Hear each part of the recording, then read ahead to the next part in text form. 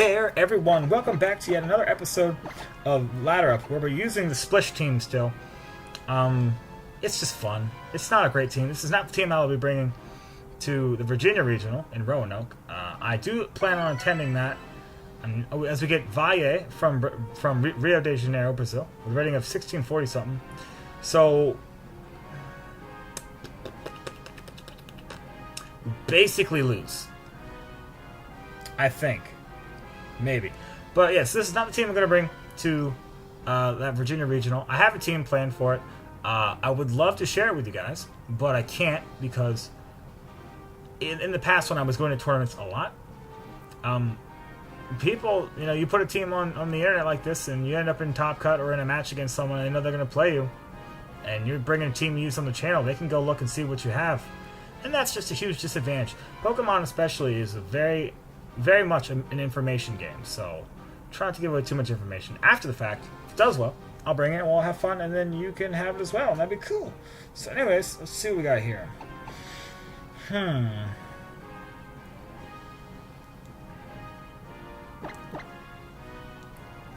I like the idea of Vaporeon.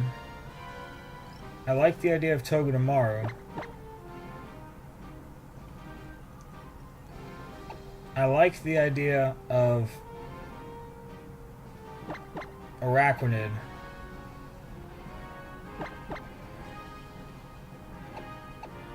I kind of want Gyarados as well, but I don't, because I feel like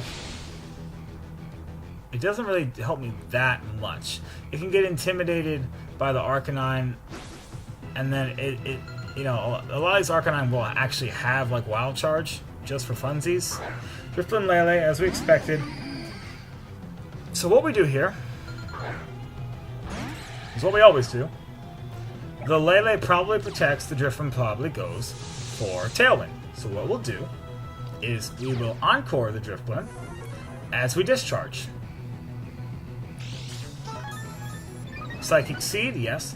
If the Lele doesn't protect, this is not a great matchup, but if the Lele doesn't protect, it runs the risk of getting paralyzed, which would be nice. No matter what the Drifblim goes for, we're going to lock it in here. So, Top Lele could knock out Coco with a Psychic. That would not be great, but if it goes for that, it runs the risk of getting paralyzed. Drifblim is pretty useless once you Encore it, so that's what we're going to go for. That's what we're going to go for. And if we can paralyze it too, that'd be great. That'd be super great. So actually, I was testing out Assault Vest Kangaskhan. Top Lele does protect, so that's fine. I was testing out Assault Vest Kangaskhan, Scrappy Assault Vest Kangaskhan, specifically for this matchup. Because you can lead against the Lele, you can actually fake out the Drifblim, and then taunt it. You take Psychics from Tapu Lele easy with the Assault Vest Kangaskhan's normal Kangaskhan is a lot bulkier than you really think it is, actually. And then a sweet Encore. So, the Tapu Lele Drifblim archetype is strong, but it's also very predictable. So, we can kind of wiggle around this a little bit. So now, I think here, we're going to start stalling out some turns of Tailwind. Do I mind? Do I want to? I still want Tapu Koko for later. So I'm actually going to, I think, stall out a turn here. Is that what I want to do? Because the Drifblim might switch out. Actually, I think I'll just go for some damage on the Lele. Lele's... Okay, Drifblim does switch out, probably into Garchomp. Yeah. Okay, so we'll get our Araquanid in here, which is nice-ish. Lele might Psychic into the Togedemaru. So I was thinking about protecting, but I want to get as much damage as possible. Yeah, okay. That'll do a nice amount. Ooh, that's not great. So this will be nice. This is over half. Ooh. Good. So I'm going to Wide Guard here. So actually, I think here I'll double protect. Because he might protect to go for an Earthquake, and next turn we can actually Wide Guard and knock out the Lele. If the Garchomp goes for a Z move and Togedemaru, that would not be great. But we don't really have many options. However, if we can get rid of the Lele, the good thing here is that the Drifblim has already lost its Psychic Seed, so it can't get the Unburden boost again. So it actually won't be the fastest thing on the field when it comes back in, which means we can see if the top Lele protects. No. So we'll actually be able to outspeed it in the future. Psychic. And it does seem move. Into probably Togedemaru, I imagine. So this will bring me down to Sash. Here's the thing. Unless the Garchomp has Fire Fang, if I Wide Guard next turn, it doesn't have any way to touch Togedemaru.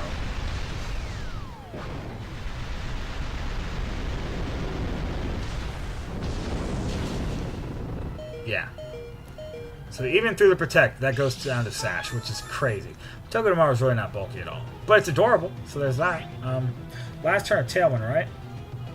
Yeah. So here, go for that sweet Wide Guard. And we'll try and knock out the Lele while we can.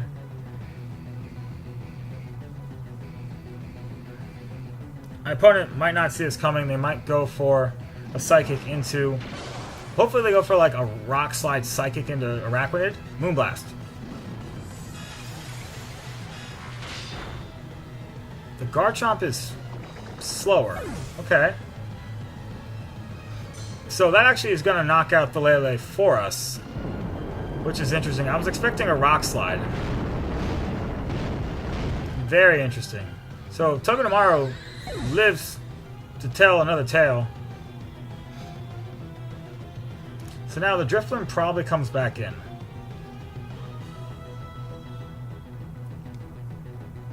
Only problem is, if that Lele was faster than the Garchomp, that means out of Tailwind, my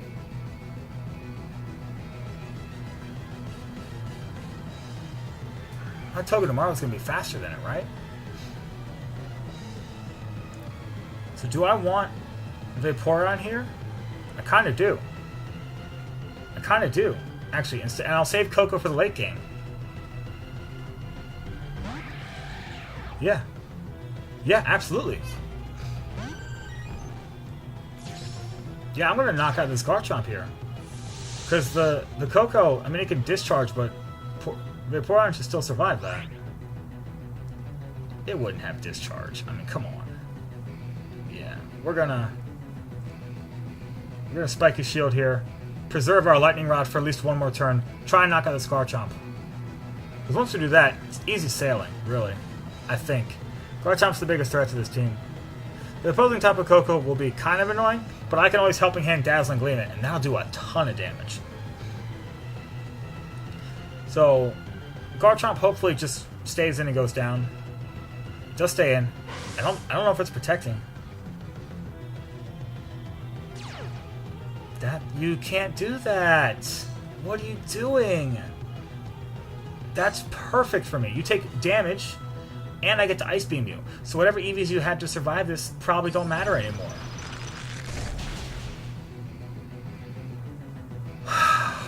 I guess people just don't respect the mouse. They don't respect the mouse. They don't. Because now, Drifblim comes out. The problem is, my opponent could get up Tailwind here. Not great.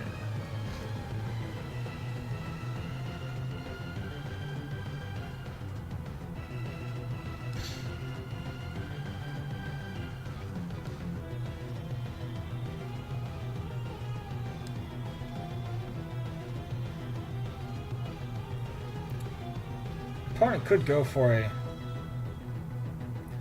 Opponent probably goes for a Dazzling Gleam, honestly. Yeah. So that's not great.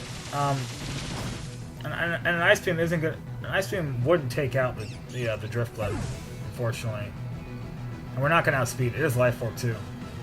Gets up the Tailwind, which is not great. We do hit the Muddy Water, which is super nice. So that call was correct. So that was a bit of an awkward position there. The Wonder Water actually takes out the Drifblim. That's crazy. So here's the thing. So as long as we don't get crit by something crazy, we should be able to win this game because we have Helping Hand, we Helping Hand, we Dazzling Gleam, we win the game. I don't see any way my opponent can win here. I don't. Unless that's Calm Mind, his super bulky hidden power ground Tapu Koko. I don't see a way my opponent wins here. Dazzling Gleam, okay, we take this. Surprised why there you wouldn't. I actually did a lot of damage. I think my opponent is modest too. So that's it, we win that game. So that was actually... Yeah, okay, I don't want to brag, because I'm not... This isn't meant to sound boastful, this isn't meant to sound like I'm bragging, but when you use a team like Drifblim Lele, all you have to do is play well, and you can play around it, because that team plays a certain way. There's a very specific flow chart for that team. You lead Drifblim Lele pretty much all the time. You set up Tailwind pretty much every turn one, and you 85% of the time you protect with Tapu Lele turn one, and that's what they all do. So you just play into that. You saw we made them waste their Unburden boost on the Drifblim by encoring them into Tailwind turn one, because no matter what they went for, they're stuck in it. So if they don't go for Tailwind, they're stuck attacking, we outspeed, we can just discharge, encore the Tapu Lele with Togedemaru, and we're good. And actually, at that point, I probably would have just Dazzling Gleam to prevent a Garchomp switch in and not discharge. But yeah, so we would have locked the whole thing down. It would have been great. If they go for Tailwind, you saw they get stuck into it. We just burn the turns, do as much damage as possible, play a little bit smart. And yeah, and the game turns out. And I'm sure, and that person was in the 1600s, so they knew what they were doing. But I'm sure a much better player would have stomped us, because the team I'm using is absolute just hootenanny and shenanigans. But still, it was fun, and it worked out pretty well. So let's get another one. Maybe we can break into the 1600s. I seem to be playing better with this now that I've decided to only play it for the rest of this week. It's funny how that goes, isn't it? And we have Kevin N. from Guatemala. We're getting a lot of the 1600 rated Spanish players, and this also probably an auto loss. Let's do the same thing we did last time, because that was almost a good thing.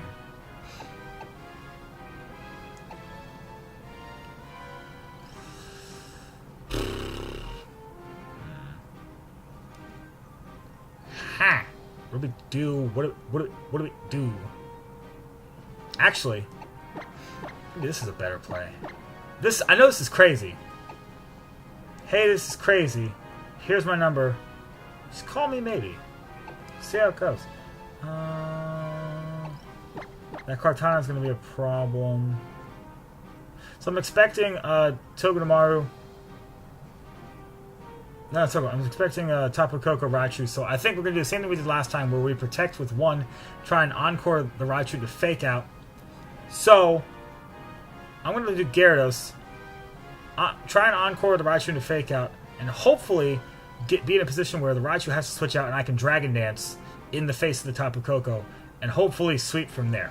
That's the plan. That's what we're going to go with, because I think last time that encore play was cool, but Tapu Koko really didn't do that much otherwise. So we're going with this. This Gyarados is a bit more bulky too. The question is who to bring in the back. And I think Vaporeon is good because it's cute. Yeah. Rakuen would be good for Wide Guard if I thought we needed it, but I really don't think we do. Because I think we can handle Garchomp otherwise. Rakuen would be better for the Kartana, but I think if we get into a position where we even get to face the Kartana, I think we'll be okay. Unless they lead like Garchomp Kartana and it's Scarf Kartana, that'd be bad.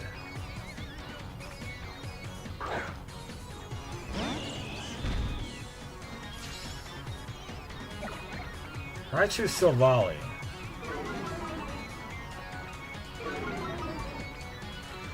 So anytime I see Silvally, I expect some kind of explosion shenanigans. Like, I expect the Raichu to protect. Just fake out something or other.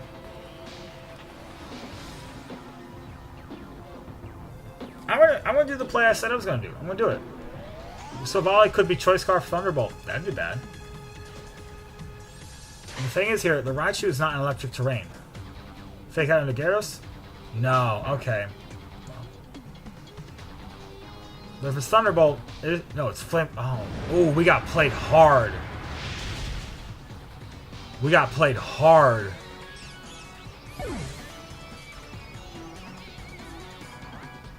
So actually, our Gyarados is faster. I can't stop this now. I can't stop the Raichu. Yeah, I can't stop it. That play did not turn out well. Because if the Raichu had, I mean, if we had just double protected, that would have been okay. Why didn't we do that? We were trying to get fancy. Well, not really, because in the back of my mind, I'm expecting, like, there's always the possibility that the Raichu protects and the Savali fakes out or explodes. Then Tapu Koko comes in, and then Raichu's faster anyways. So, you know. We're gonna do something stupid. We're gonna go for a double protect. It's kind of our... We gotta catch him off guard somehow. We're so far behind. We've already lost this game after turn 1. We don't get it. And there come... Oh... I was like, I don't recognize this camera angle. That's the Stoke Spark Surfer? Yeah. I don't think I've ever seen this in game, have I? Stoke Spark Surfer. That's cool. Well, Vaporeon, it's been nice knowing you. If that's the case, I could have just Dragon Dance. Although the Savali probably has Thunderbolt. That we didn't have a chance. That's cool though. That's cool though. Oh. I didn't do that. Did they do that? I certainly didn't do that. That was weird. Oh. They disconnected. Cool. So we lost that, but we got a win for it. That's weird. Anyways, yeah, we're close to 20 minutes. I'm going to call it an episode. That was very peculiar, though.